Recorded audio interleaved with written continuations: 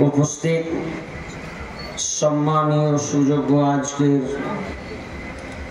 এই জলসার স্বনামধন্য সভাপতি, মঞ্চে উপবিষ্ট ওলামায়ে কিরাম, দূর দূরান্ত থেকে আগত সম্মানীয় অতিথিবৃন্দ, আমার সম্মুখে বসে থাকা ছোট বড় দিনদার ইমানদার মুমিন ভাই সকল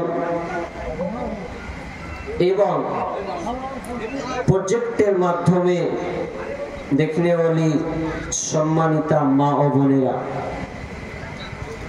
প্রথমে সেই মহান মুনিবের দরবারে প্রশংসা করি যে মহান মুনিব আমাদেরকে এক ঈদগাহ ময়দান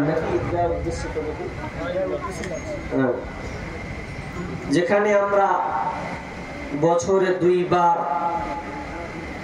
খুশি আনন্দ করি, আল্লাহকে সন্তুষ্টির জন্য সালাত আদায় করি।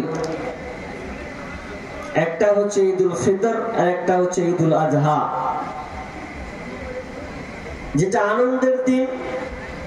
আর আনন্দ করতে গেলে একসাথে মিলে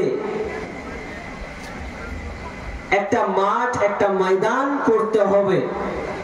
সেই উদ্দেশ্যে যে মহান মুনিব আমাদেরকে কিছু কোরআন এবং হাদিসের আলোচনা এবং আমলের উদ্দেশ্যে যিনি আমাদেরকে বসিয়েছেন, সেই মহান মুনিবের দরবারে আমরা একটু প্রশংসা করি, একটু অন্তর থেকে সবাই এই রজনীতে আল্লাহকে ডাকেন, আল্লাহর প্রশংসা করেন, বলেন আলহামদুলিল্লাহ। যত মন দিয়ে চাইছি ওটা হয়নি। আমি বললাম যে যতজন আছেন একটু আওয়াজ দিয়ে একটু আল্লাহর প্রশংসা করেন, এতে কোনো আপনার লস নাই, আপনার 1 টাকা নষ্ট হবে না, বরং আপনি আল্লাহর প্রশংসা করবেন তো আল্লাহ আপনার নেকি লিখে রাখবেন।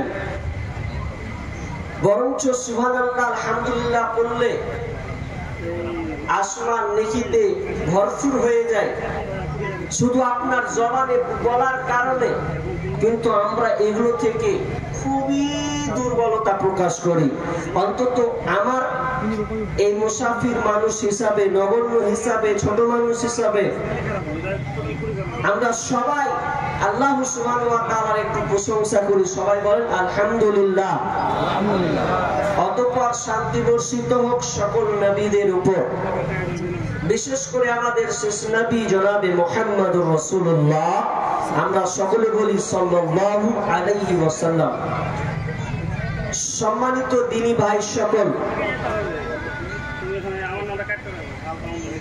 আমি বিষয় কেন্দ্রিক আলোচনা করি, হয়তো অনেকের জানা নাই, তবে একটু দুঃখ লাগছে বা আমি দুঃখ প্রকাশ করছি। বলতে শরীর ফিট তো সবই ফিট, শরীর ঠিক থাকলে কোনো ব্যাপারই না। গত বছরে 160-এর উপরে প্রোগ্রাম করেছি, কিন্তু আসছিলাম ভালোভাবে, কিন্তু আমার টাইফয়েড থাকার কারণে শরীরে একটু জ্বরের ভাব প্রকাশ হলো, তো শরীরটা কেমন একটা দুর্বলতা প্রকাশ পাচ্ছে। জানি না আমি আপনাদের সামনে কতটুকু ফুটাতে পারবো, তবে ইচ্ছা করে এসেছি আল্লাহ যেন আমাকে বলার এবং আপনাকে আমল করার তৌফিক দান করেন। সকল বলুন আমিন। বিষয়টা খুবই গুরুত্বপূর্ণ। যে বিষয় ধরেছি এ বিষয়ে সবাই একমত। পৃথিবীতে 800 কোটি মানুষ বাস করে। এতগুলো মানুষ, আপনি একটা মানুষকে পাবেন না যে ও বলবে না আমি এ বিষয় মানি না, ওর দ্বারা সম্ভব নয়।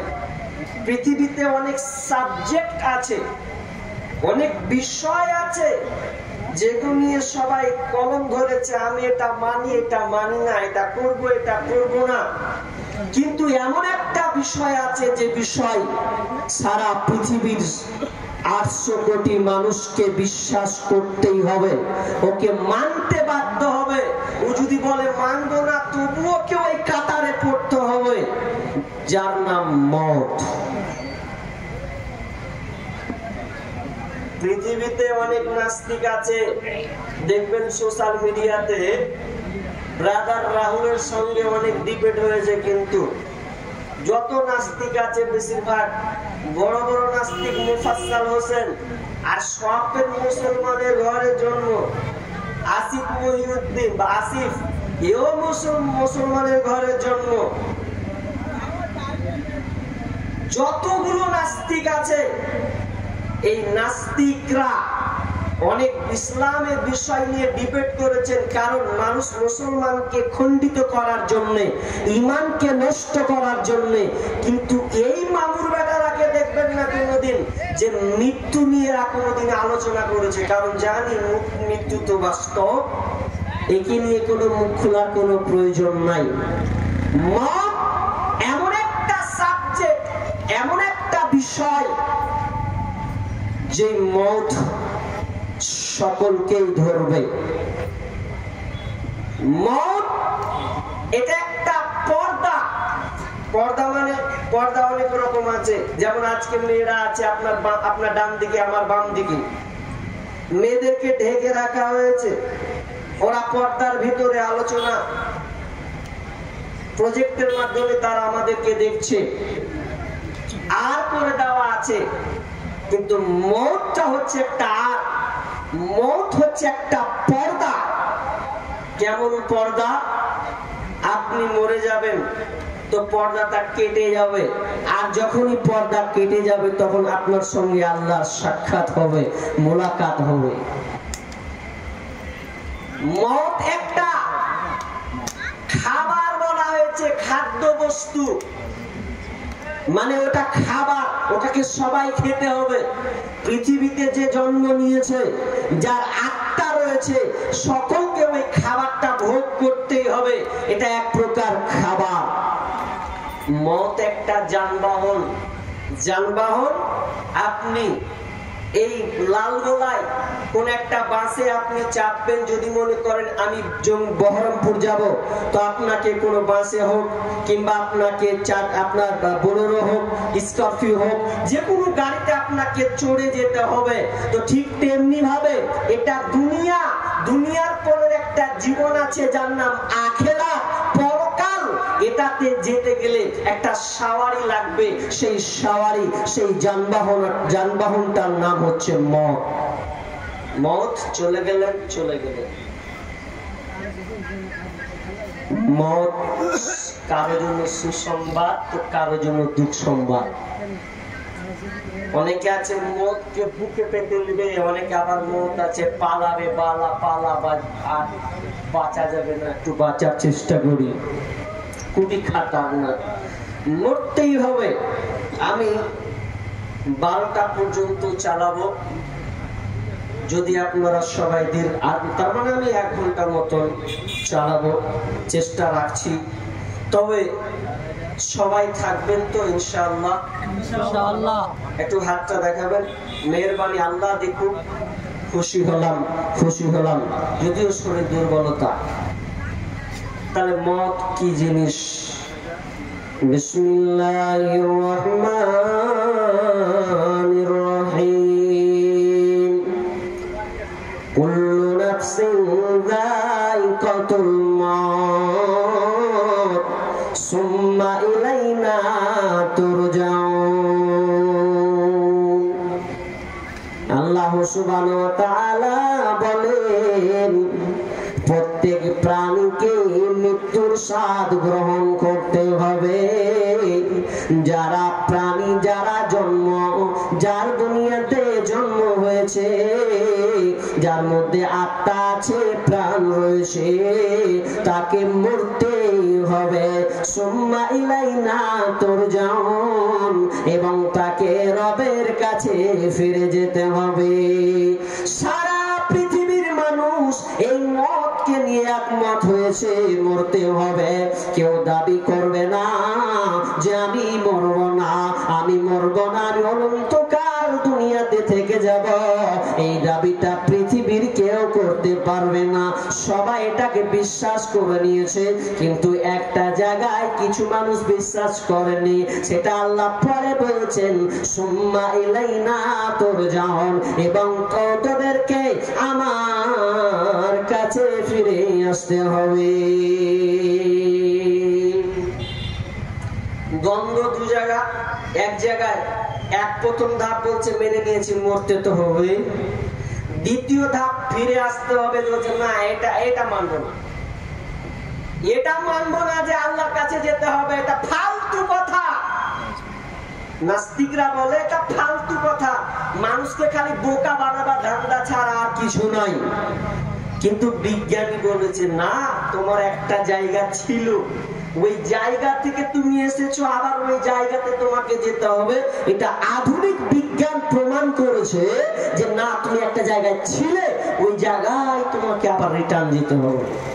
আল্লাহ সুবহানাহু ওয়া তাআলা বলেন কুল্লু নাফসিন যায়িকাতুল মাউত, তোকে মৃত্যুর স্বাদ গ্রহণ করতে হবে। ওয়া ইন্নামা তুওয়াফাউনা উজুরাকুম ইয়াওমাল কিয়ামা, এবং কিয়ামতের দিন তোকে পরিপূর্ণ বদলা দেওয়া হবে রে। তুই দুনিয়াতে যদি ভালো কাজ করিস তো ওর বদলা তুই পাবি, তুই যদি দুনিয়ায় মন্দ কাজ করিস, খাওয়ার নাই কাজ করিস, খারাপ কাজ করিস, বেঈমানি করিস, লম্পটি করিস, লুচ্চামি করিস, ওইটাও আমি আল্লাহ তোকে বিচারের দিন প্রতিদান দেওয়া হবে। ভালো এবং মন্দ কিয়ামতের দিন তাকে প্রতিদান দেওয়া হবে। ফামান যুহজিহা আনিন নার ওয়া উদখিলাল জান্নাহ, আল্লাহ সুবহানাহু ওয়া তাআলা বলেন অতএব যারা কিনা আপনার কিনা জান্নাতে চলে গেছে, যারা জান্নাতে চলে গেছে, এবং জাহান্নাম আপনার কিনা যুহজিয়ানিন নার ওয়া উদখিলাল জান্নাহ, জাহান্নাম থেকে পরিত্রাণ পেয়েছে এবং জান্নাতে যারা ঢুকে গেছে, ফাকাদ ফাজ, ওরা হচ্ছে সবচাইতে সফল কাম। যে আমার আল্লাহ বলছেন ওয়ামাল হায়াতুদ দুনিয়া ইল্লা মাতাউল গুরুর, আর এই দুনিয়াটা হচ্ছে আপনার কিনা ধোঁকাময়, তাচ্ছিল্যময়, আর আপনার এই দুনিয়াটা হচ্ছে একটা ধোঁকার বস্তু। কিন্তু মুসলমান তারা এই দুটাকে, তারা জান্নাতটাকে নিয়ে পড়ে নাই, আপনার আল্লাহর কাছে যেতে হবে এটা নিয়ে পড়ে নাই, শুধু তারা দুনিয়াটাকে নিয়ে পড়ে আছে। অথচ আল্লাহ বলছেন পৃথিবীর মানুষরে এই দুনিয়াটা হচ্ছে ধোঁকার বস্তু, এটা ধোঁকার জায়গা, তাচ্ছিল্যময় একটা জায়গা, এই জায়গাটা এমন জায়গা, অথচ তোরা এই জায়গাটা নিয়ে পড়ে আছে। বুঝিনি জায়গা কেমন। সালমা তিনি বাদশা হারুন রশিদের সঙ্গে মোলাকাত করছেন, দেখা করছেন। তো দেখা যখন করছেন, দেখা হচ্ছে, আসসালামু আলাইকুম। ওয়ালাইকুম আসসালাম। বলছে বাদশা আপনার প্রাসাদটা দেখছি, মাশাআল্লাহ কত সুন্দর গো, আপনি রাজা, আপনি একজন খলিফা, আপনার বিল্ডিং বালাখানা প্রাসাদ দেখে এত সুন্দর, কি বলি আপনাকে বলা যায় না। তবে যদি আপনার কবরটা যদি খুব সুন্দর হতো, খুব ভালো হতো। যেমন এই কথা বলা, আমি আপনাকে যদি বলি ভাই বাড়িটা কত সুন্দর করে সাজিয়েছেন, একদম কলিজা 20 কেজি হয়ে যাবে। আমার ঘরের প্রশংসা করেছে, কত সুন্দর করে আপনার টাইলস করে বানিয়েছে, কত সে গৌরব মনে করবে। কিন্তু হারুন রশিদকে যখন বলা হলো বাদশাহ জাহাপনা আপনার বাড়িটা খুব সুন্দর, ঠিক আছে, কিন্তু যদি এই বাড়িটার মতন যদি আপনার কবরটা হতো রে, তাহলে কতই না ভালো হতো।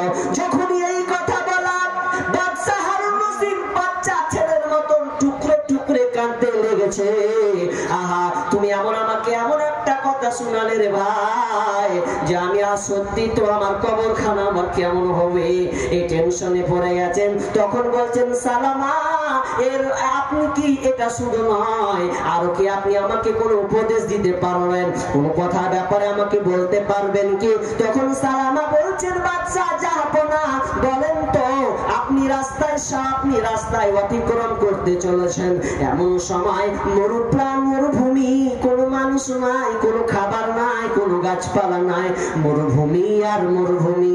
ওইখানে যদি আপনাকে তৃষ্ণা লাগে আর আপনি যদি পানি না পান, তাহলে এই পানি পাওয়ার তৃষ্ণা নিবারণ করার জন্য, এই পানি পান করার জন্য আপনি কি করবেন? বাদশা এবার উত্তর দিচ্ছে, তুমি আমাকে এমন একটা প্রশ্ন করেছো, মারাত্মক প্রশ্ন। মরুভূমি কোনো কিছু নাই, পানি দরকার, আমি মরে যাব, পানি যদি না পাই তো আমার তৃষ্ণা নিবারণ হবে না।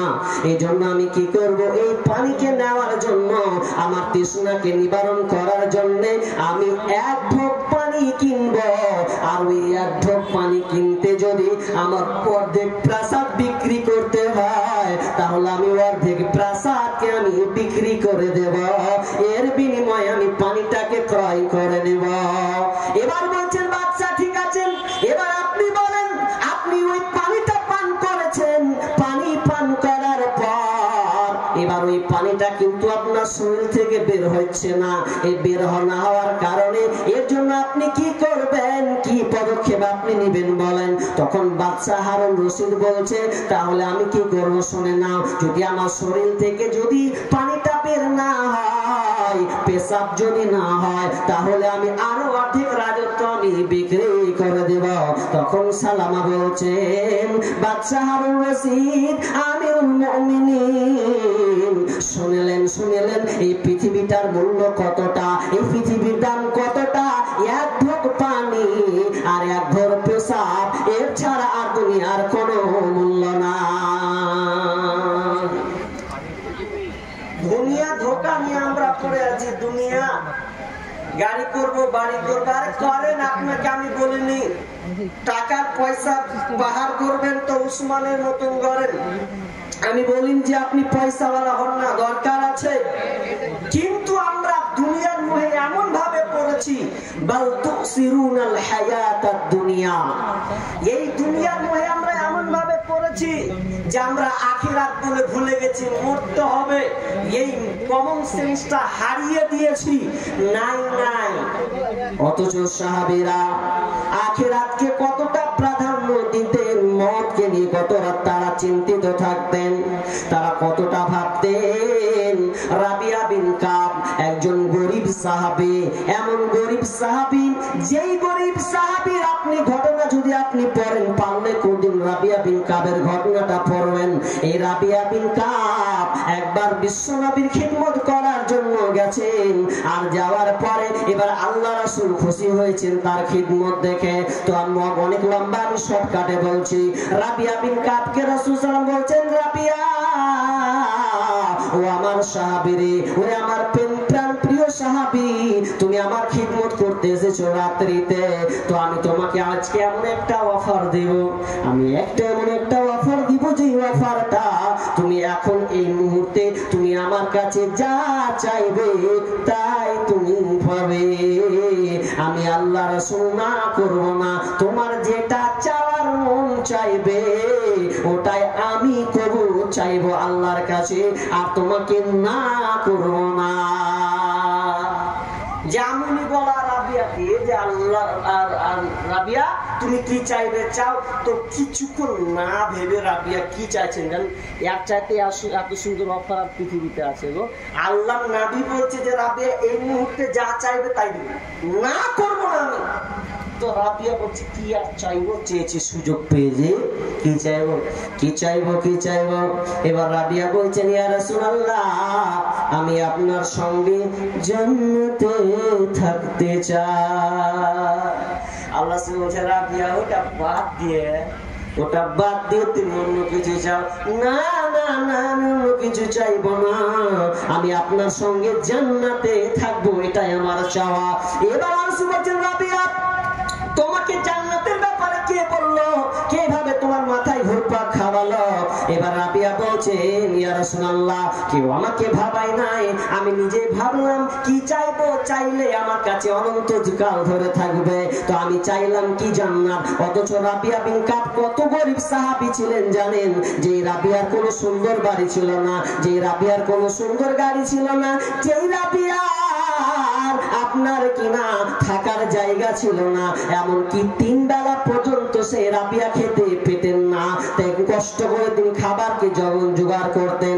আর এই মুহূর্তে আল্লাহ রাসূল বলছেন রাবিয়া রে কি চাইবে বলো, অথচ ওই রাবিয়া বলতে পারতেন ইয়া রাসূলুল্লাহ আমার সুন্দর বাড়ি না, ওই বাড়িটা যদি আপনাকে একটা ভালো করে বানিয়ে দিতেন, যদি আপনি আমাকে একটা 5 কাঠা জায়গা দিতেন, যে আজকে জায়গার সদরের জায়গা 20 লাখ 30 লাখ টাকা কাঠা, 50 লাখ টাকা কাঠা, অথচ রাবিয়া কোনো জায়গা চাচ্ছেন না, কোনো বাড়ি চাচ্ছেন না, কোনো খাবার চাচ্ছেন না, কারণ তিনি জানেন আমি এটা যদি চাই আর আমি যদি মরে যাই তাহলে আমাকে হাতছাড়া করতে হবে, এগুলো আমি নিজেতে পাবো না, এগুলো ক্ষণস্থায়ী জিনিস, আমি চিরস্থায়ী জিনিস চাইব, সেই জিনিসটার নাম হচ্ছে জান্নাত। তখন আল্লাহ রাসূল একটা কথা বললেন রাবিয়াকে যে ঠিক আছে দোয়া করব থাকবে, কিন্তু একটা শর্ত আছে, শর্তটা হচ্ছে তোমাকে বেশি বেশি করে সাজদা করতে হবে।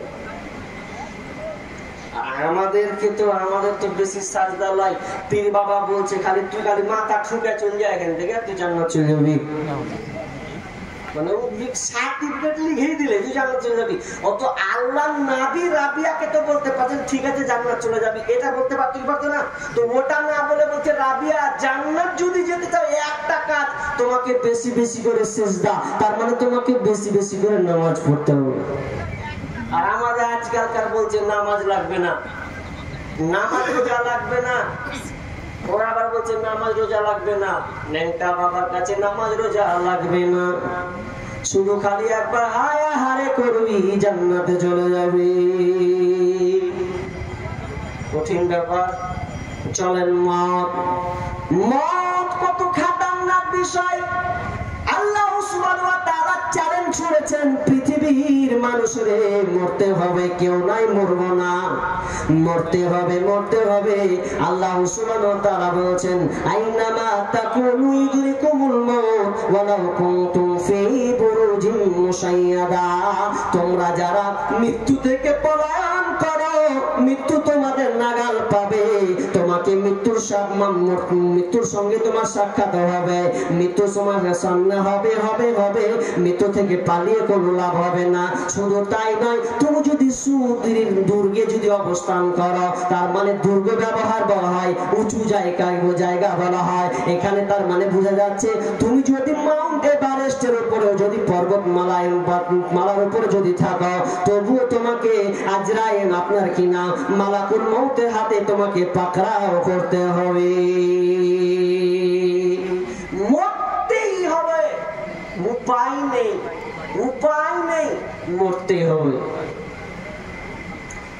একটা ড্যান্সার ছিল, ড্যান্সার জানেন নাম বললে চিনে নেবেন, হ্যাঁ চিনি বলো না, খুব দেখেছি, অদ্ভুত আমি খুব দেখেছি, নাম বলে দিচ্ছি কি নাম। সে ড্যান্সার যে আপনার কিনা ড্যান্স এতটা করে 8 ঘন্টা ক্যাচ হয়ে যাবে, ডান দিকে বাম দিকে এতটা ক্যাচ হবে, পারবেন না আপনি। তার নাম হচ্ছে মাইকেল জ্যাকসন। নাম শুনেছেন আপনারা, অনেকে শুনেছেন দেখেছেন। মাইকেল জ্যাকসন 2009 সালে যার মৃত্যু হয়েছে, সবাই তাকে দেখেছেন। একটু গুগল সার্চ দেন, ফেসবুকে ইউটিউবে চলে যান। মাইকেল জ্যাকসন চ্যালেঞ্জ করেছিল আমি 150 বছর বাঁচতে চাই, 150 বছর বাঁচবো সারা পৃথিবীর মানুষরে, আমি 50 নয় 100 নয় 150 বছর বাঁচবো চ্যালেঞ্জ করেছিল। ওই চ্যালেঞ্জটা দেখার জন্য সারা পৃথিবী তার দিকে চেয়েছিল। 150 বছর বাঁচবে চ্যালেঞ্জ করেছে, 100 নয় 150 বছর। তো বাঁচার জন্য আবার কি কি পদক্ষেপ নিয়েছে? 12 জন ডাক্তার নিয়োজিত করেছে, শরীরকে চেক আপ করবে। 15 জন আপনার কিনা ব্যায়াম করবে, ব্যায়াম শরীরকে ফিট করার জন্য তারা আপনার 15টা আবার এক্সট্রা ডাক্তার সে আপনার ভাড়া করে রেখেছে। তারপরে যে খাবারটা খাবে ল্যাবরেটরিতে দেখবে খাবারটা মুখে কতক্ষণ সাপোর্ট করবে কি করবে না, ওটা আমার মুখে চলবে কি চলবে না, ওটাকে আবার ল্যাবরেটরিতে দিয়ে তারপর আর মুখে ভরবে। একটা বাক্স ছিল, ওই বাক্সতে থাকবে, অক্সিজেন গ্রহণ করবে। তো পৃথিবীর কোনো অক্সিজেন সে নিবে না, এমন ভাবে সে চলতো। এই অস্ট্রেলিয়ান আপনার কিনা মাইকেল জ্যাকসন, যে লোকটা কিনা 150 বছর চ্যালেঞ্জ করেছে সারা পৃথিবীর মানুষকে, কিন্তু তাকে মরতে তো হয়েছে। যখন তিনি মারা যায়, মারা যাওয়ার সময় সারা পৃথিবী অবাক হয়ে গেছিলেন। কি হলো তার চ্যালেঞ্জ? কোথায় গেল তার চ্যালেঞ্জ? যেদিন গুগলকে সার্চ করা হয়, একসাথে 8 লাখ মানুষ লোকটাকে দেখার জন্য পাগল ছিল। সেই সময় 8 লাখ মানুষ একসঙ্গে গুগলকে সার্চ করেছিল। আর সেদিনকে গুগলটা আপনার কিনা অ্যাক্সিডেন্ট করেছিল, মানে গুগল সেদিন কাজ করেনি। একসাথে 8 লাখ মানুষ সার্চ করার কারণে ওই মাইকেল জ্যাকসনকে দেখার জন্য গুগল সেদিন কাজ করেনি।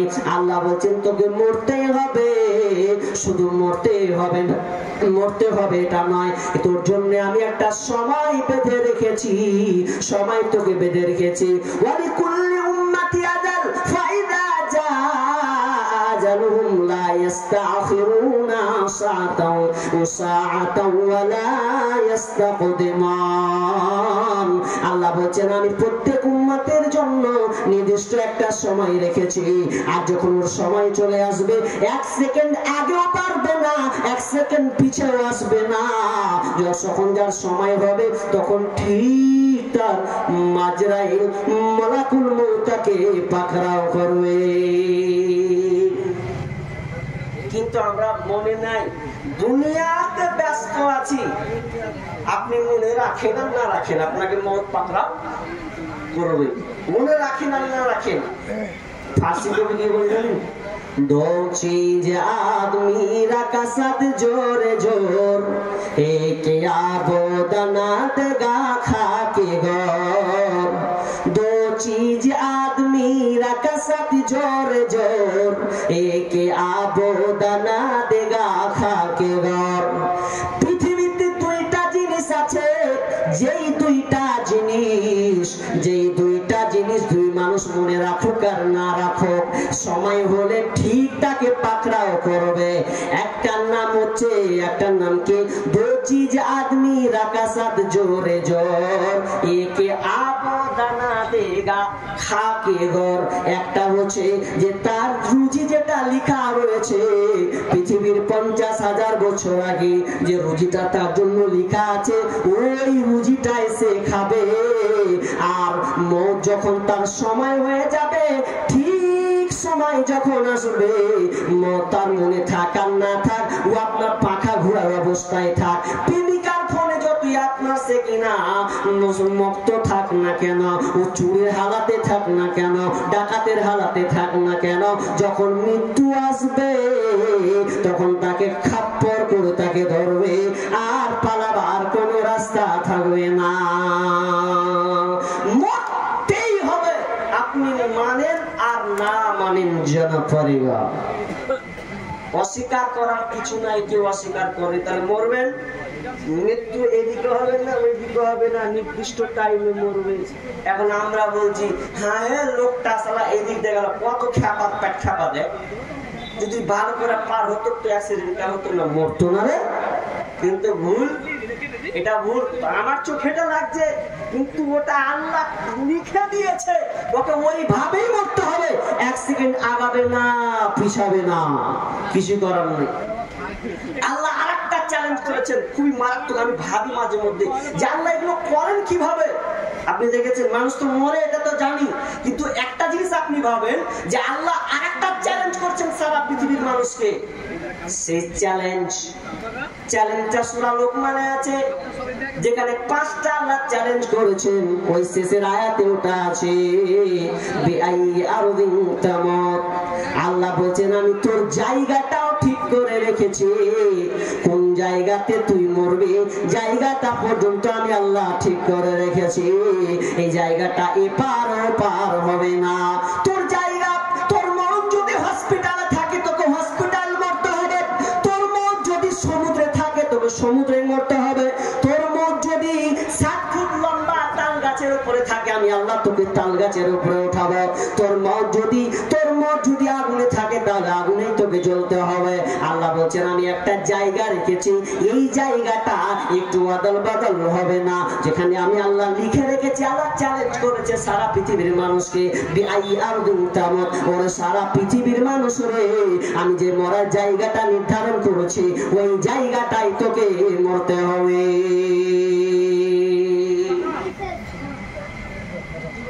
বাস চলছে, বাস গাড়ি যাচ্ছে, বুঝলেন তো বাসের একটা নিয়ম আছে, যেখানে সেখানে দাঁড়াবে। কি কথা বলেন না ভাই, এতক্ষণ একটু কথা বলেন, দাঁড়াবে? দাঁড়াবে না তো। এটা ই পেছন রকে পেছন দাঁড়া হে চেপে দিলেও এরকম নয়। বাসের একটা নিয়ম আছে, লোকাল হোক আর স্টেট হোক। লোকাল হলে লোকালে দাঁড়াবে, স্টেট হলে স্টেটে মানে স্টেটে দাঁড়াতে হবে বাধ্য ওখানে। যখন ও দাঁড়াচ্ছে, এবার একটা বাস যাচ্ছে, যাত্রী লোক আছে, বুঝলেন তো। এবার ভরপুর লোক, একটা মেয়ে ছেলেটাকে নিয়ে দাঁড়িয়ে আছে, বুঝলেন তো। সিট পাইনি, বেচারা দাঁড়িয়ে আছে, লোকাল বাসে আর সিট পাইনি, দাঁড়িয়ে আছে। তো আর বেটাকে পায়খানা ধরে নিয়েছে। পেটে পায়খানা মানে যাকে বাংলা ভাষা বলি হাগ ধরেছে। একে যখন হাগা লেগেছে তখন বলছে, মা গে থাকতে পারি না, হাগা লেগে। বেটা সব বাঁশে আছে, এত সিট পেয়েছিনি, তারা পৃথিবীতে হাগা ধরেছে। তুই নাম কি খবর কর বলিস না। আর ছোট ছেলে বড় মানুষ হাই উতাস করে পালাই, বাচ্চা ছেলেকে থামতে পারে, খালি মাকে খালি কুতার মারছে, মা